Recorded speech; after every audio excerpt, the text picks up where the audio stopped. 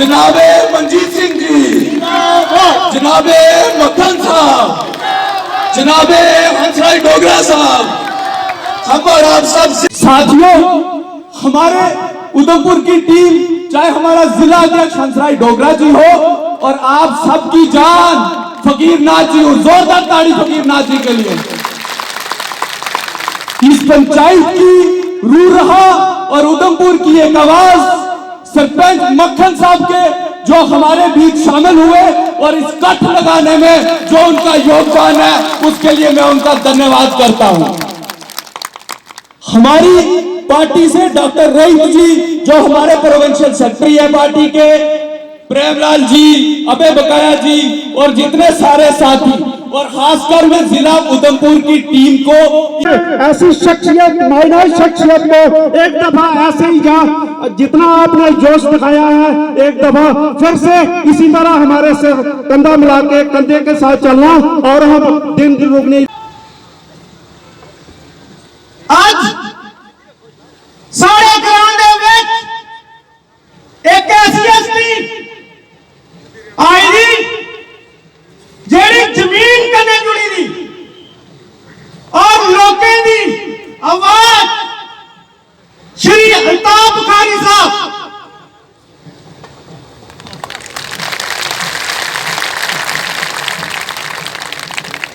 थोड़े दिन पहले मैं बीजेपी ज्वाइन की थी, विक्रम राठौर जी, बाकी जिन्हें भी मेरी माता, मेरे भैना, मेरे बुजुर्ग बढ़ावा दिता जाए। दो सड़कों का इन्होंने जिक्र किया कि अगर ये सड़क बन जान तो इस इलाके दे विच टूरिस्ट जिहड़ा वो आ सकता है, सैर सपाटा करने वास्ते लोग इत्थे आ सकते हैं।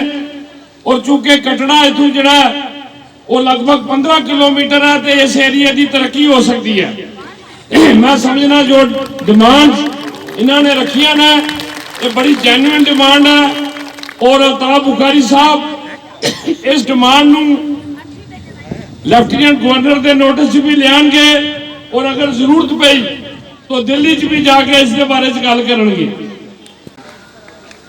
अज मक्खनलाल की तरफा मेरी भैने आखदियां अस अपने भरा लई असें व्रत भी रखना मंजूर है, लेकिन मक्खनलाल की एक बारी असें फिर एक मौका देना है।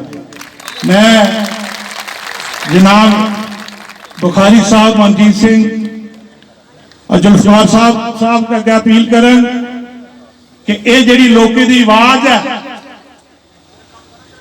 उधमपुर दी, जिवें कि मेरे डिस्ट्रिक्ट प्रेसिडेंट हंसराज डोगरा ने आख्या कि मक्खनलाल मक्खन है जिहड़ा बड़ा दही सोली है फिर भैणा मक्खन करदियां, वो मक्खन।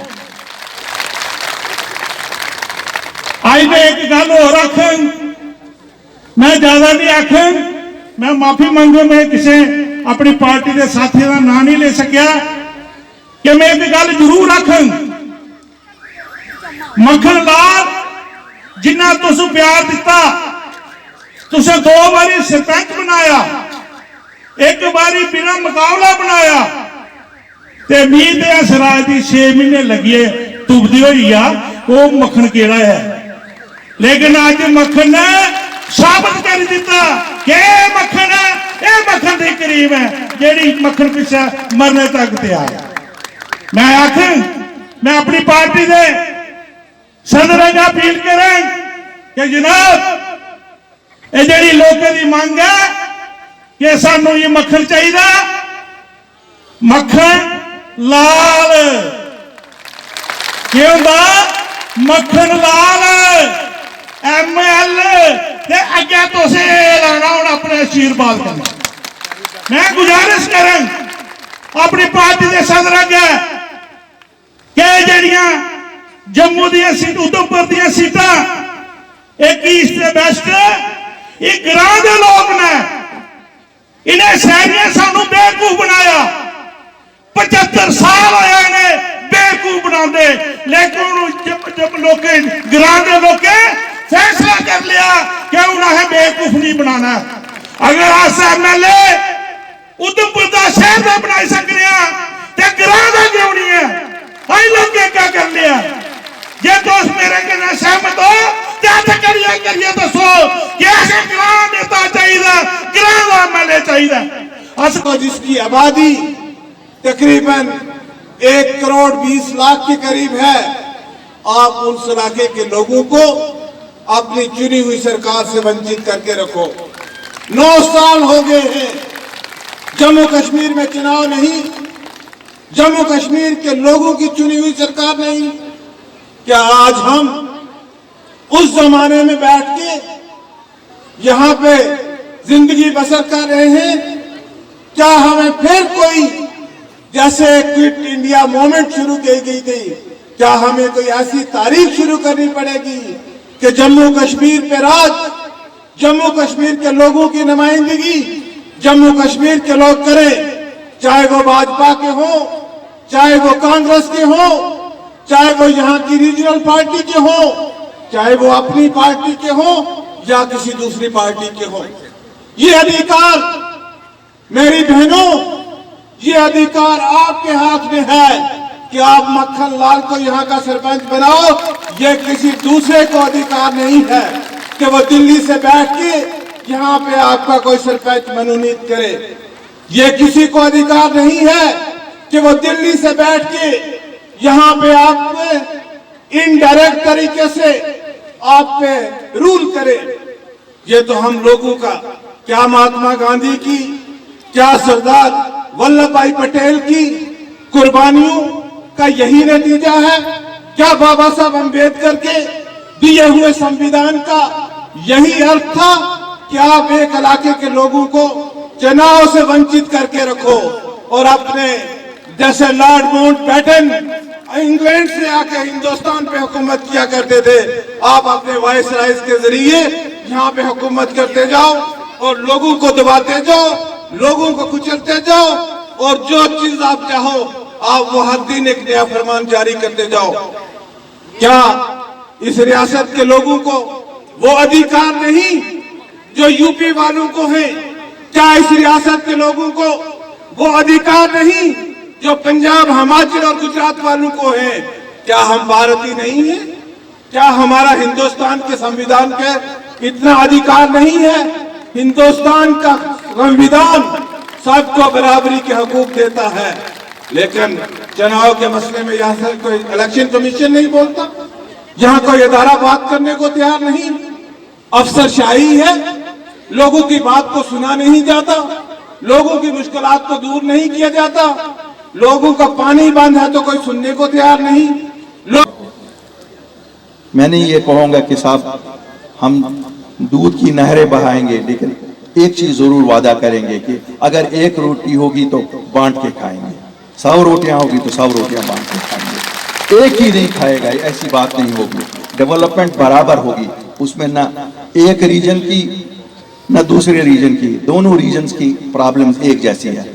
ये भी जम्मू भी चाहता है कि हमारी स्टेटहुड वापस आ जाए, कश्मीरी भी चाहता है। जम्मू भी चाहता है हमारी जम्मू जमीनों की तहफ़्फ़ुज़ हो जाए, कश्मीरी भी चाहता है। हम सब चाहते हैं हमारे बच्चों को रोजगार मिले, हम सब चाहते हैं कि हमारी रोजमर्रा की तरक्की हो, हम सब चाहते हैं कि बिजली हमारे बच्चों की पढ़ाई के लिए अच्छी हो। हमें ये मालूम है कि बिजली कितनी महंगी हो गई है, इसीलिए आपकी पार्टी ने ये अहद किया है कि गर्मियों में 500 यूनिट आपको फ्री दे देंगे और सर्दियों में 300 यहाँ, और सर्दियों में कश्मीर में 500 यूनिट और गर्मियों में यहाँ आपको 500, क्योंकि आप अफोर्ड नहीं कर सकते। हमने ये किया है कि उज्ज्वला गैस स्कीम में जो आपको सिलेंडर और चूल्हे तो मिले, लेकिन गैस इतनी महंगी इन्होंने की कि अब वो शो पीस बन गए हैं घरों में। हमने कहा कि अपनी पार्टी इख्तिदार में आएगी तो हम 4 सिलेंडर उन सबको फ्री साल में दिया करेंगे। मुझे शर्म आती है जब मैं ओल्ड एज पेंशन की बात करता हूं, इन लोगों को इतनी भी शर्म नहीं आई कि इन्होंने बुजुर्गों को कहा लाइनों में लगो, फोटो उठाओ, ये करो तब आपकी पेंशन करेंगे। क्या कोई ये जेब में से देता था? ये तो सरकार का सोशल वेलफेयर डिपार्टमेंट था। इनको लाइनों में क्यों लगाया? 1000 रुपए के लिए। आपकी जमात की पार्टी जब आएगी हम 1000 का 5000 रुपया करेंगे, विडो पेंशन भी और ओल्ड एज पेंशन भी। इसी तरह शादी के लिए जो बेटियों को देते थे 50,000 रुपया, हमने ये किया है कि हम 1 लाख रुपया इसको करेंगे और 30 दिन में, शादी के 30 दिन में ये दे देंगे। कहने का मतलब है कि सरकार फलाह बहबूद के लिए होती है, सरकार उजाड़ने के लिए नहीं होती है। रोज ही कोई ना कोई पंगा, हर दिन कोई ना कोई पंगा ये सरकार करती है। क्योंकि आप पूछेंगे कि आपने क्या किया, ये नए पंगे में फंसा देते हैं। कभी कहते हैं आपकी जमीनें सरकारी हैं, कभी कहते हैं आपकी वो चीज हो गई है, कभी वो कहते हैं, कभी वो कहते हैं। भैया छोड़ दो, इलेक्शन कराओ, लोग जिसको चुनेंगे वो खुद इन चीजों का हिसाब ले लेंगे। आपका क्या काम इसके साथ? कुछ दिनों के लिए आए हो, चले जाओगे। हमारी जमीनें हैं, जम्मू कश्मीर के लोगों ने ही ली है, किसी और को नहीं लेने देंगे, तो इनका हक है, ले लेना।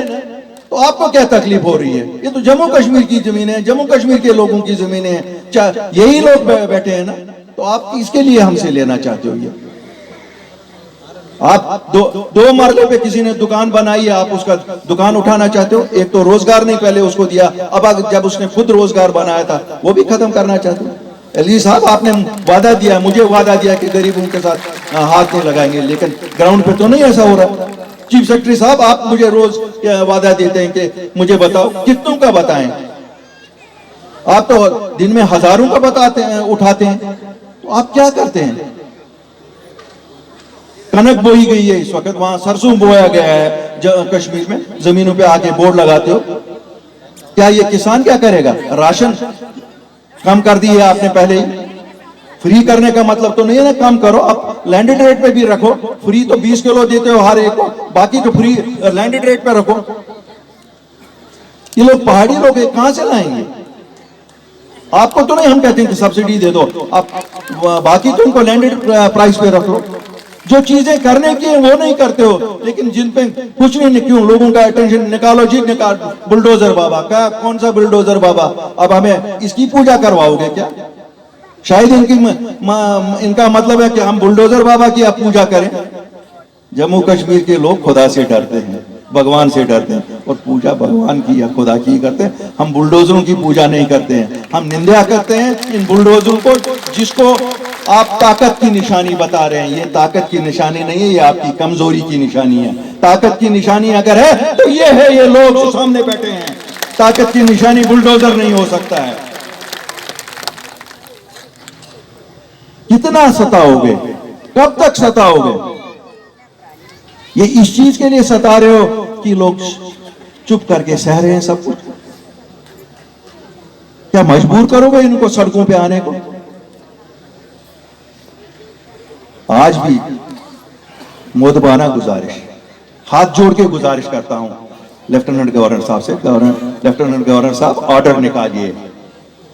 एक एंटी इंक्रोचमेंट ड्राइव जिसको बोला जा रहा है, किस तरह से देखती है अपनी पार्टी इसको? देखिए, मुझे तो ये ड्राइव लोगों को हरासा, परेशान और डिग्रेड करने की ड्राइव लगती है। मुझे इसमें कुछ और नहीं दिखता है। सरकार और कुछ करे ना, क्या करने के लिए और कुछ नहीं बचा है?